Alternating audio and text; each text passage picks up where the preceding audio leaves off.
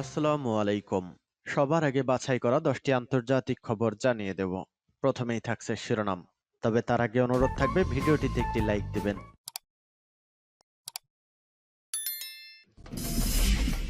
সংবাদের শুরুতেই জানিয়ে দিব সংবাদ শিরোনাম। ইউক্রেনে রাশিয়ার ব্যাপক ড্রোন ও ক্ষেপণাস্ত্র হামলা। এরপর জানিয়ে দিব পূর্ব পশ্চিমের সংঘাত বিশ্বযুদ্ধের দিকে ঠেলে দেবে বললেন মাহাতির। এরপর থাকছে যুক্তরাষ্ট্র থেকে বিপুল পরিমাণ অস্ত্র কিনবে তাইওয়ান। এরপর জানিয়ে দেব বিজয় উদযাপনের আগে ইউক্রেন জুড়ে রাশিয়ার মিসাইল বৃষ্টি। এবং জানিয়ে দেব সর্বশেষ শিরোনাম।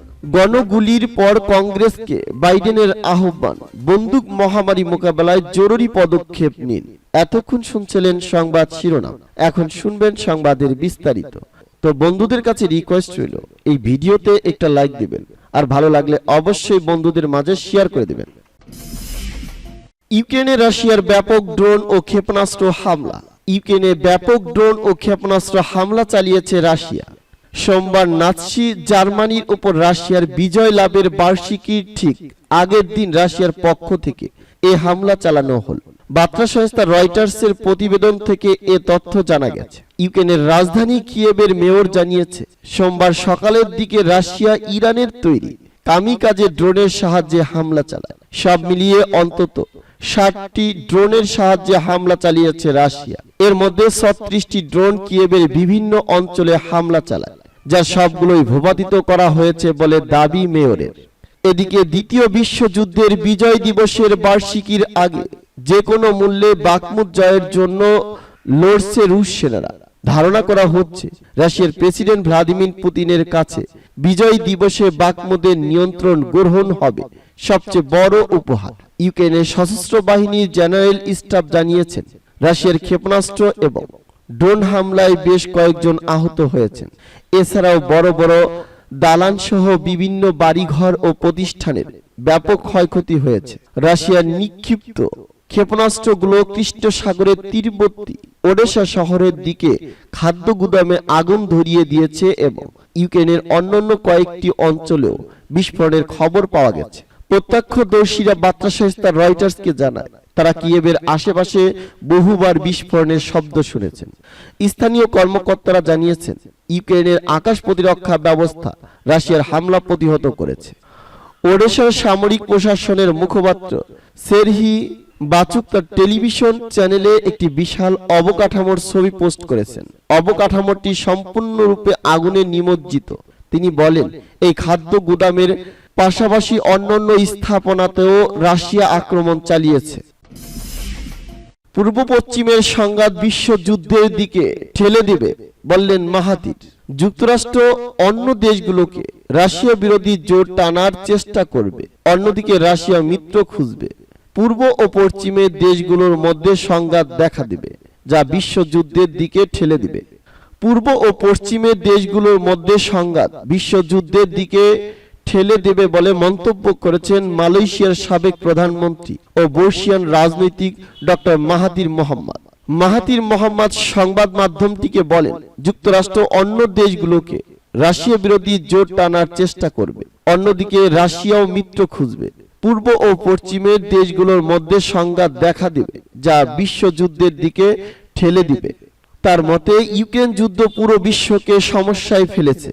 এ কারণে বিশ্ব নিত্যপণ্যের দাম বেড়ে গেছে, খাদ্যশস্য রপ্তানিতে নেতিবাচক প্রভাব পড়েছে। মালয়েশিয়ার সাবেক প্রধানমন্ত্রী আরো বলেন, ইউক্রেনকে সামরিক জোট ন্যাটোয় যোগ দিতে আমন্ত্রণ জানানো একটি উস্কানি। বাস্তবতা হলো, ইউক্রেন যদি ন্যাটোতে যোগ না দেয় তা রাশিয়ার জন্য কম হুমকি হবে, তখন সংঘাত থাকবে না। কিন্তু যখন ইউক্রেনকে ন্যাটোয় নেওয়ার প্রক্রিয়া শুরু হবে, তখন রাশিয়াও পাল্টা ব্যবস্থা নেবে। তিনি মনে করেন, রাশিয়া ইউক্রেন সংঘাতে ন্যাটোর দেশগুলো সরাসরি জড়িত নয়, কারণ ইউক্রেন এই জোটের সদস্য নয়। রাশিয়ার সঙ্গে চলমান সংঘাত ন্যাটোর সদস্য দেশগুলোকে অনেক ক্ষতিতে ফেলবে বলেও মনে করেন মাহাতির মোহাম্মদ। যুক্তরাষ্ট্র থেকে বিপুল পরিমাণ অস্ত্র কিনবে তাইওয়ান। 2022 সালে যুক্তরাষ্ট্রের তৎকালীন স্পিকার ন্যান্সি পেলোসির তাইওয়ান সফরের পর থেকেই আরো আগ্রহী হয়ে উঠেছে চীন।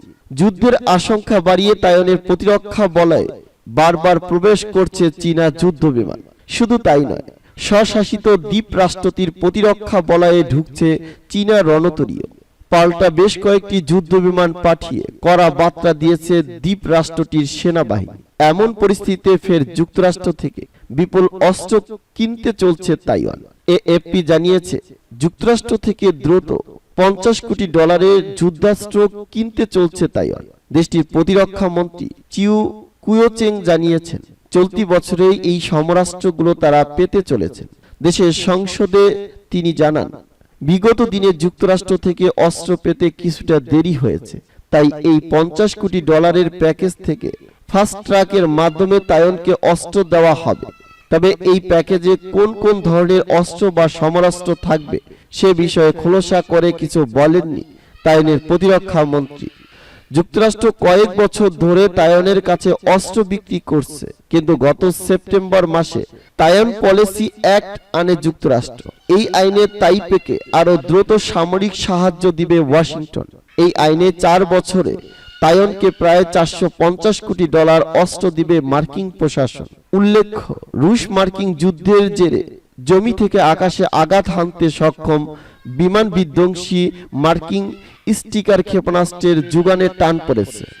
এছাড়া চলতি বছর তাইওয়ানকে 66টি অত্যাধুনিক F-16 যুদ্ধ বিমান দেওয়ার কথা ছিল যুক্তরাষ্ট্রের, কিন্তু সেই সময় আরো পিছিয়ে দিয়েছে ওয়াশিংটন। বিগত দিনে বেশ কয়েকবার তাইওয়ানের এয়ার ডিফেন্স জোনে ঢুকে পড়ে চীনের যুদ্ধ বিমান। চীনা সেনাবাহিনীর বিমানগুলোর মধ্যে ছিল বোমারু যুদ্ধ বিমান, H-6 বোমারু বিমান, সুখোই 30, ইলেকট্রনিক ওয়ারফেয়ার, সাবমেরিন বিধ্বংসী এবং ট্যাঙ্কার বিমান। পাল্টা নিজেদের যুদ্ধ বিমান পাঠায় তাইওয়ান। শুধু তাই নয়, স্বশাসিত দ্বীপ রাষ্ট্রটির প্রতিরক্ষা বলে ঢুকে পড়ে চীনা রণতরীয়। বিজয় উদযাপনের আগে ইউক্রেন জুড়ে রাশিয়ার মিসাইল বৃষ্টি। দ্বিতীয় বিশ্বযুদ্ধে জার্মানির বিপক্ষে সোভিয়েত বাহিনীর বিজয় হয় 9 মে। এদিন রাশিয়ার ছুটির দিন। বিজয় দিবস উদযাপনের আগের দিন সোমবার ইউক্রেন জুড়ে বৃষ্টির মতো মিসাইল ছুটছে রাশিয়া। এদিন অর্ধশতাধিক ড্রোন হামলা চালানো হয়েছে। বার্তা সংস্থা রয়টার জানিয়েছে, সোমবার ইউক্রেনের বিভিন্ন শহরে বৃষ্টির মতো ক্ষেপণাস্ত্র হামলা চালিয়েছে রুশ বাহিনী। চলতি মাসে এটি ইউক্রেনীয়দের উপর সবচেয়ে ভয়াবহ ড্রোন হামলা। জার্মানির বিপক্ষে দ্বিতীয় বিশ্বযুদ্ধে সোভিয়েত বাহিনীর বিজয় উদযাপনের আগে ইউক্রেন জুড়ে এমন তীব্র হামলা চালায় রুশ বাহিনী। ব্রিটিশ বার্তা সংস্থাটি জানিয়েছে, ইউক্রেনের রাজধানী কিয়েভের মেয়র ভিলাটি ক্লিটসকো বলেছেন, দখলদার বাহিনী ইউক্রেনের বিভিন্ন লক্ষ্যবস্তুতে হামলা চালাতে কমপক্ষে 60টি কামিকাজে ড্রোন পাঠিয়েছে। তবে এর মধ্যে কিয়েভে প্রবেশের চেষ্টাকালে 36টি ড্রোন গুলি করে ভূপাতিত করা হয়েছে, কিন্তু ড্রোনগুলো ধ্বংসাবশেষ বিভিন্ন ভবনে আঘাত করায় অন্তত 5 জন আহত হয়েছে। এ প্রসঙ্গে পশ্চিমারা দাবি করেছে, 1 বছরের বেশি সময় ধরে চলা ইউক্রেন যুদ্ধ বিপুল সমরাস্ত্র হারিয়েছে রাশিয়া। তাছাড়া বর্তমানে নিরাপত্তা সংক্রান্ত উদ্বেগে রয়েছে মস্কো। এ কারণে এবছর বিজয় দিবস বড় আয়োজন করছে না পুতিন প্রশাসন। খোদ ইউক্রেনের পক্ষ থেকে দাবি করা হয়েছে যে রাশিয়ার প্রেসিডেন্ট ভ্লাদিমির পুতিনকে বিজয় দিবসে উপহার দেওয়ার জন্য রুশ বাহিনী পূর্বাঞ্চলীয় বাখমুত শহর দখল নেওয়ার জন্য প্রচন্ড প্রচেষ্টা চালাচ্ছে। অপরদিকে ইউক্রেনের স্থল বাহিনীর কমান্ডার কর্নেল জেনারেল আলেকজান্ডার সিরিক্সি বলেছেন, এখনো 9 মের মধ্যে বাখমুত শহর দখলের আশা করছে রুশ বাহিনী। তবে তাদের এই অভিপ্রায় যাতে পূরণ না হয় সেজন্য প্রস্তুত রয়েছে ইউক্রেনের বাহিনী। গণগুলির পর কংগ্রেসকে বাইডেনের আহ্বান, বন্দুক মহামারী মোকাবেলায় জরুরি পদক্ষেপ নিন। মার্কিন প্রেসিডেন্ট জো বাইডেন আবারও বন্দুক রাখা এবং এর ব্যবহারের উপর নিষেধাজ্ঞা আরোপ করতে কংগ্রেসের প্রতি আহ্বান জানিয়েছেন। শনিবার টেক্সাসের অ্যালেন শহরের একটি শপিং মলে নির্বিচারে গুলিবর্ষণের ঘটনায় অন্তত 9 জন নিহত হওয়ার পর আগ্নেয়াস্ত্রের ওপর নিষেধাজ্ঞা আরোপের আহ্বান জানালেন বাইডেন প্রশাসন। গতকাল রোববার এক বিবৃতিতে প্রেসিডেন্ট বলেন, শনিবারের সর্বশেষ বন্দুক সহিংসতায় শিশুসহ 9 জন আমেরিকান নিহত হয়েছে। আমেরিকাকে ধ্বংস করার জন্য এই হামলা চালানো হয়েছে বলে মন্তব্য করেন বাইডেন।